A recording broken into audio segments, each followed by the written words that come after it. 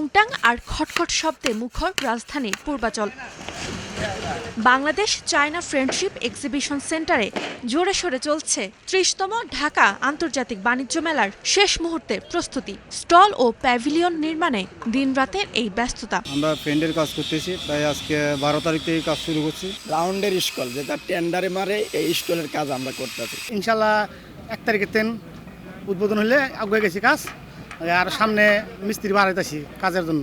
এবারের মেলার বিশেষ আকর্ষণ হিসেবে থাকছে বাংলাদেশি স্কোয়ার, যেখানে তুলে ধরা হবে দেশের ইতিহাস, ঐতিহ্য ও উন্নয়নের পথ চলাকে। সপরিবারে আসুন, আপনাদেরকে স্বাগত জানানোর জন্য আমরা মুখর হয়ে আছি এবং অবশ্যই চেষ্টা করবেন আপনারা পাখা থেকে অনলাইনে টিকিটটা কেটে নিয়ে আসার জন্য। কাজ বাকি আছে, আউটার সাইডের দিকে আমাদের কিছু গ্লাস ওয়ার্ক হবে, এগুলো হলে পুরো লাইটিং টাইটিংগুলো হতে আসলে ওভার দ্য নাইট এটা পসিবল। রপ্তানি উন্নয়ন ব্যুরো জানিয়েছে এবারের মেলায় থাকবে দেশি বিদেশি ৩৫০টিরও বেশি স্টল ও প্যাভিলিয়ন।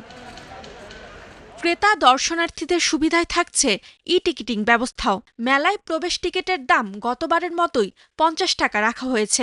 যাতায়াত সহজ করতে ঢাকা, নারায়ণগঞ্জ ও নরসিংদী থেকে চলবে বিশেষ বিআরটিসি বাস।